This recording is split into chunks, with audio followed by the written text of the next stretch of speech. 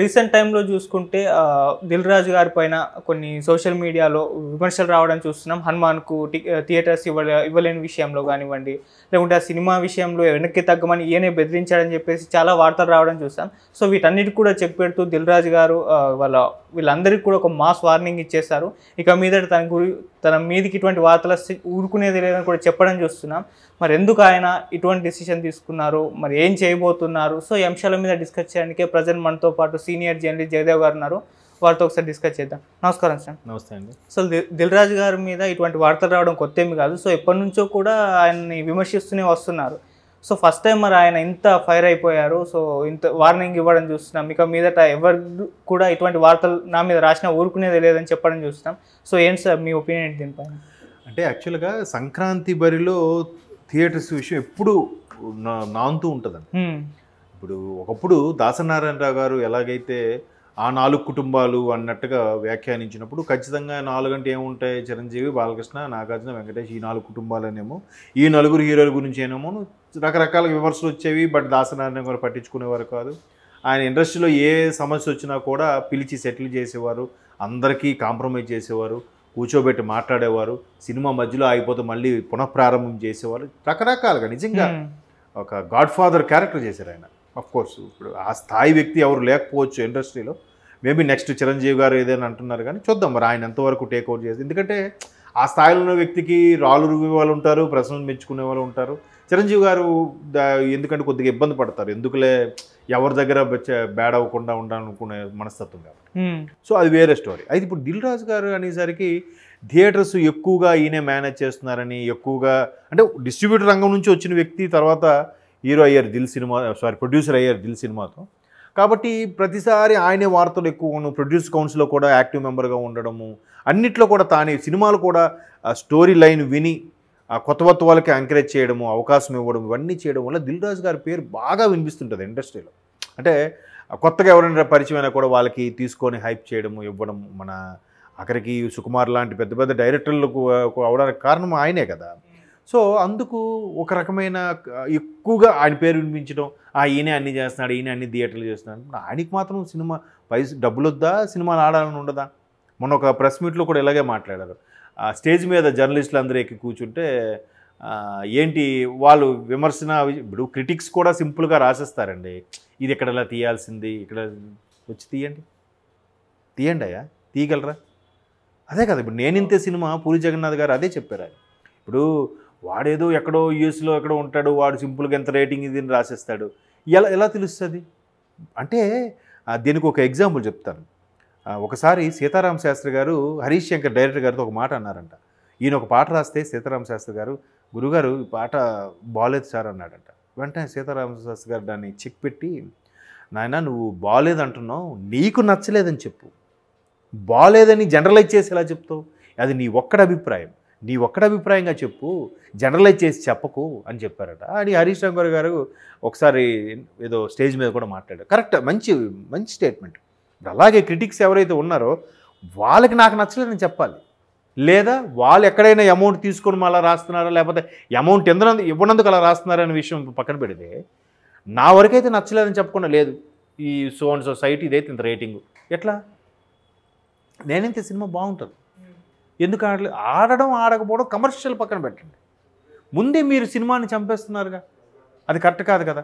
So ఇలాంటి సందర్భాల్లో దిల్ రాజు గారు చాలా వరకు చెక్ పెట్టడం లాంటి ట్రై చేయడం చేశారు. కాబట్టి మేబీ ఆయన సెంటర్ చేస్తున్నారేమో. ఆయన కూడా మొన్న ఒక మీడియా సమావేశంలో అదే మాట్లాడాడు. ఆయన ఏమన్నాడు, నిజంగా నేను ఒక బౌండరీ స్క్రిప్ట్ తీసుకొచ్చి పెడతా, దీంట్లో ఏది బాగుంటుంది, దేనికి ఇది సినిమా తీస్తే దీనికి 4.5 ఇవ్వచ్చు, లేదా దీనికి 3.5 ఇవ్వచ్చు అని నాకు డిసైడ్ చేసేవ్వండి, అప్పుడు నేను సినిమా తీస్తానని చెప్పారు. ఎవరు మాట్లాడలేపారు. అప్పటికి ఒక ఆయన, అంటే మేమేం మాట్లాడపోయాము అని వీగిపోకుండా, మేము వీగిపోయామని చెప్పకుండా చెయ్యొచ్చు అని చెప్పి మళ్ళీ వెంటనే ఏదో కవర్ చేసి మాట్లాడు ఒక మీడియా మిత్రుడు. ఎవరు చెప్పలేరండి. Nobody can do that. Success ఫార్మ్లో తెలిసిపోతే ఇంకెందుకు అందరిలాగా ఉంటారు? ప్రతి ఒక్కటి సక్సెస్ ఫార్మ్లోకి వెళ్ళిపోతాడు కదా. కాదు, ఆ పర్టికులర్ పరిస్థితులు, ప్రభావాలు వాటి బట్టి కూడా ఉంటుంది, అది చెప్పలేము. ఇప్పుడు జగదేగుడి అద్దోక్సిందరి సినిమా ఆ టైంకి మొత్తం ఉప్పెనలో ఏదో వరద తుఫాను బీభత్సం ఉంది గోదావరి జిల్లాలో. ఇంకా చూస్తే సోషో ఫాంటసీ మూవీ అప్పట్లో నా చిన్నతనంలో బాగా కథలుగా చెప్పుకునేవారు. ఇంకా అయిపోయింది, రాఘవేంద్ర సీన్ అయిపోయింది, చిరంజీవి సీన్ అయిపోయింది కూడా అనుకున్నారట. ఈ అమ్మాయి దీనికి శ్రీదేవి గారిని తెచ్చారా బాబు, ఇట్లా ఊర్లో ఎలా మాట్లాడుకుంటారు, దీనమ్మ అన్నట్టు మాట్లాడుకుంటారు. అంటే పదజాలం వాడొచ్చలేదు, ఎట్లా పెట్టారు, అయినా కష్టం రా అన్నారు. ఒక్క వారం రోజులు అయ్యేసరికి ఇండస్ట్రీ రికార్డ్ అయిపోయింది. చెప్పలేదు, అది పర్టికులర్ సిచ్యువేషన్స్ బట్టి కూడా, బయట ఉండే పరిస్థితులు బట్టి కూడా సినిమా ప్రభావం ఉంటుంది. ఎంతవరకు ఆడుతుంది, ఆడకపోతుంది అనేది కూడా. కొన్ని సందర్భాలు మీరు అబ్జర్వ్ చేస్తే, ఇప్పుడు పటాసు టెంపర్ ఉంది ఎన్టీఆర్ది టెంపరు, అలాగే కళ్యాణ్ రామ్ గారిది పటాసు. 2 స్టోరీ లైన్లు ఒకటే. ఒక అమ్మాయి కోసమే ఇద్దరు పాటుపడతారు, ఇద్దరు పోలీస్ ఆఫీసర్లే, ఇద్దరు బ్యాడ్ పోలీస్ ఆఫీసర్లే స్టార్టింగ్లో, తర్వాత పరివర్తన చెందుతారు, మారు చేస్తారు కదా. బట్ 2 సూపర్ హిట్లు ఎలాగయ్యాయి? ఒకే సీజన్లో వచ్చినా కూడా జస్ట్ ఒక నెల రోజుల గ్యాప్లో ఎప్పుడో రిలీజ్ అయ్యాయి. అది ఎవరు చెప్పగలరు? చెప్పలేము అది కదా. కాబట్టి దాన్ని ఎలా చూసుకోవాలంటే, దాన్ని ఏమంటారు, పర్టికులర్ సిచ్యువేషన్ బట్టి ఉంటుంది. అలాగా దిల్ రాజు గారు ప్రతిసారి ఖండించేసరికి ఇప్పుడు హనుమాన్ సినిమాకు కూడా ఆయనకి థియేటర్స్ ఇవ్వాలని ఉండదా? బట్ మిగతా కూడా 3 పెద్ద హీరోలు, Mahesh Babu super star, victory Venkatesh, అలాగే నాగార్జున గారు, కింగ్ నాగార్జున గారు, వీళ్ళందరికీ ఇప్పుడు వాళ్ళు కూడా వీళ్ళని అడుగుతారు కదా, ప్రెజర్ పెడతారు కదా. ఎంతకన్నా మేనేజ్ చేయగలడు ఆయనైనా చెప్పండి? ఉన్న థియేటర్సే 5,000 థియేటర్స్ అనుకుందాం మొత్తం ఏపీ తెలంగాణ కలిపి. 4 సినిమాలు, ఒక్కొక్క దానికి అడ్జస్ట్ చేసుకుని ఇవ్వాలి. ఒక్కొక్కటి క్రేజ్ బట్టి ఉంటుంది, ఒక్కొక్కటి సినిమా బట్టి ఉంటుంది. సినిమా రిలీజ్ అయిన తర్వాత హిట్ అఫట్ అని తెలుస్తుంది, ముందు డిసైడ్ చేయలేరుగా. అవును. మరోవైపు విహెచ్పి వాళ్ళు ప్రెషర్ కూడా ఉందంట. హనుమాను రాముడికి ముందు, అయోధ్య ముందు రిలీజ్ అవుతుంది, అయోధ్య ఓపెనింగ్ ముందు ఖచ్చితంగా దీనికి ఎక్కువ థియేటర్లు ఇవ్వాలని విహెచ్పి వాళ్ళు కూడా ప్రెజర్ చేస్తున్నారు. ఆయన ఎంత పడిపోతాడా? ఎంతకన్నా ఇస్తాడు ఆయన మాత్రం? ఒక్క మనిషే కదా. ఆయన కనుసన్నల్లో ఉండేవి ఒక 5,000లో ఒక 1,000 500 ఉన్నాయి అనుకుంది, ఇప్పుడు 200 ఉన్నాయి. మిగతావన్నీ ఎవరికాళ్ళు ఇండివిజువల్గా ఉన్నారు కదా. ఇప్పుడు పర్టికులర్గా మా ఊరు ఉంది, ఇప్పుడు ఊరి పేరు అది అనవసరం, ఆయనకు థియేటర్ ఉంది మా ఊరు.